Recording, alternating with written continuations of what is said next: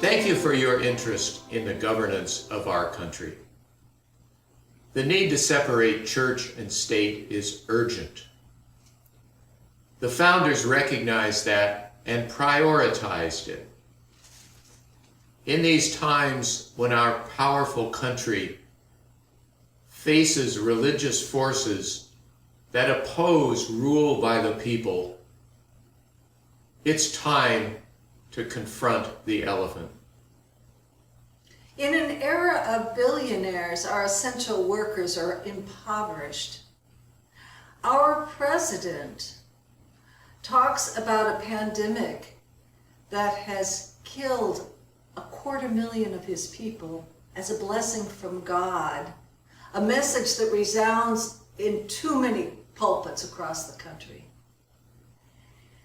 What motivates us to make this short clip is that we've looked into a past where women are treated as partners and productivity and creativity are richly rewarded.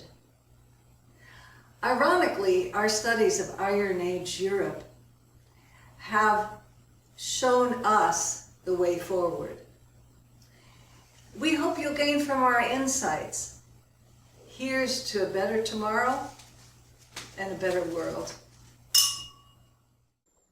Why separate church and state?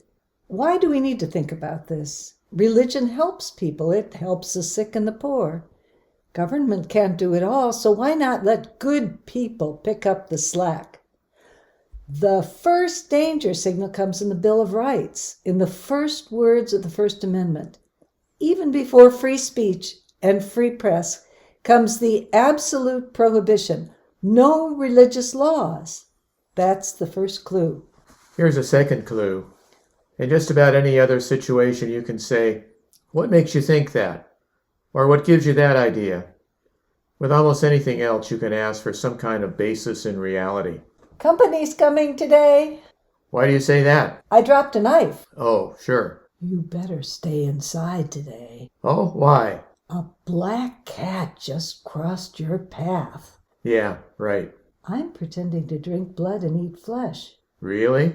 I'm worshiping a God who gave his son to be killed. You don't say. Religion requires belief without direct evidence and flies in the face of reason. We're all taught to respect people's beliefs, and that's fine up to a point. But another person's belief should not harm me or restrict my action. My beliefs are different from yours, and none of us can prove a belief. So all beliefs should be subject to question. Beliefs must give way to fact. Reason requires that you test your suppositions to establish causation, that one thing actually causes another. You look for purpose and motivation. The knife may drop, but it doesn't cause company to come. A black cat may cross your path, and your stock loses money. The cat didn't cause the stock market to drop. Thomas Paine put it this way: when men yield up the privilege of thinking, the last shadow of liberty quits the horizon. So Christians pray to God as their father, but a person can have only one father. Calling someone else father shows your willingness to say out loud something that cannot be true. This is a sign of willingness to obey blindly, even if told to say something false. It's really a sign of compliance. You show that you're willing to bend. Here's another example. Under God,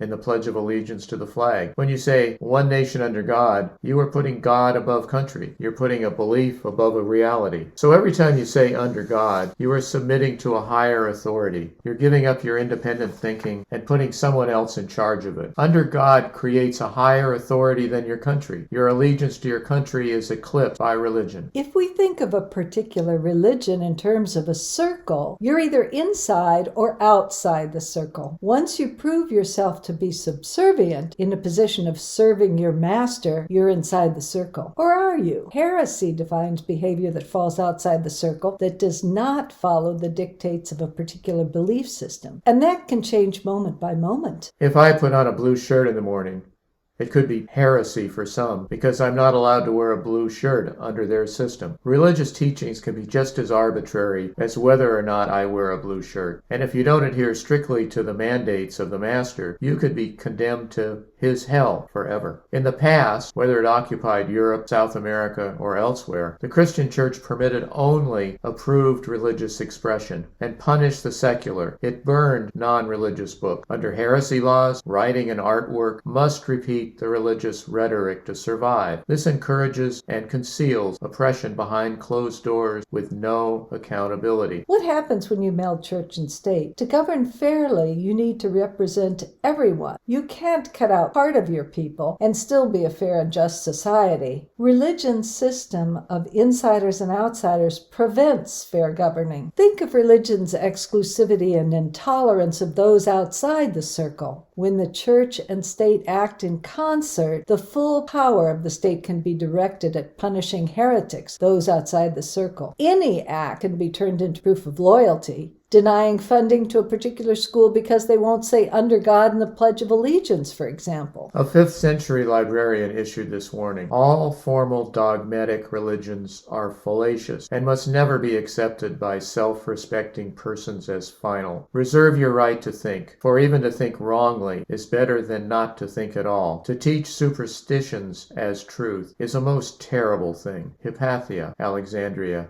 Egypt. When a religion makes the laws, it criminalizes secularism. Critical thinking, science, medicine, the art, all become secular and outside the circle. Religion creates a chosen, righteous group, and all others are apostate. How many wars have been waged in this way, with religion's heavy curtain concealing the real perpetrators? This is not conducive to a free and open society. Thus, the freedom of religion must also include freedom from religion and must be kept from exerting governmental control. The elite white male class has created poverty and disparity of wealth in this country that hasn't been seen since plantation slave days. In one of the wealthiest places on the globe, women and people of color are suffering as though they were in a third world country. Were it not for convincing proof that life used to be better for women, we could just say, it's always been like this, it's God's will. Views of the bright, thriving, pre-Christian culture change that, though. We know women have stood side by side with their men, have fought for freedom, and have been honored for it. They were wealthy, revered members of a fair and just society. That was before Christianity